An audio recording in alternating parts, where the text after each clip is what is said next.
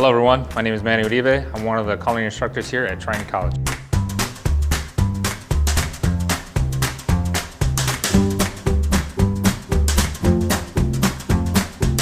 What we're gonna do is going to be some Brussels sprouts. So I have some bacon, right? So we got a small amount of bacon. What we're gonna do is we're gonna start cooking the bacon itself first. We'll let it render down. And then we're going to cook some Brussels sprouts in there. What else I would do in the meantime is you wanna make sure that as you're cooking, say potatoes or anything that's really green, like your broccoli or your Brussels sprouts, what you wanna do is you kinda wanna blanch them. So you wanna get a pot of boiling water, and then you wanna add some a good amount of salt, so that way it keeps your items nice and green.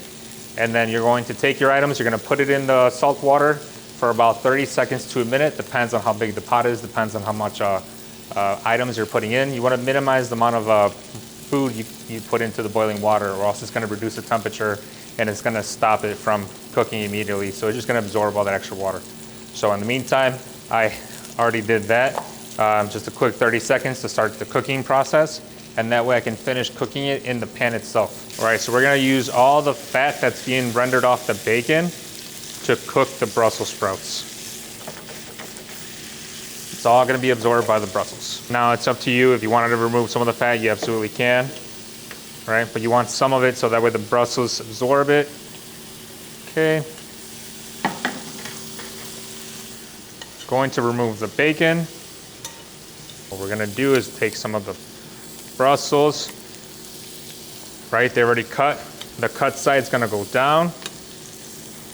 We can do this one layer and then flip them over, right? So you want them to get a nice color. The key to great Brussels sprouts is going to be to make sure that you're getting a lot of color, right? Color in food is going to be flavor. It's going to make sure it's nice and delicious, not just blanched, boring Brussels sprouts.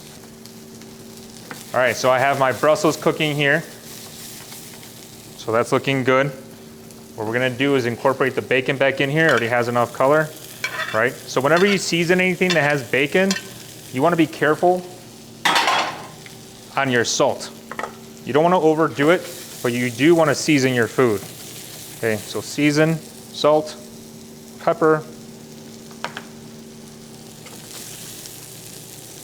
Okay, salt and pepper going on. I have a little bit of Aleppo chili flakes. So this is more of a visual component than having a lot of heat. So it's a gentle chili. So my Brussels are pretty much ready to go. All right, want to incorporate some acid. So I have some lemon, right? Remember, acid is key to cooking. Acid, butter, salt. Okay, deglaze the pan.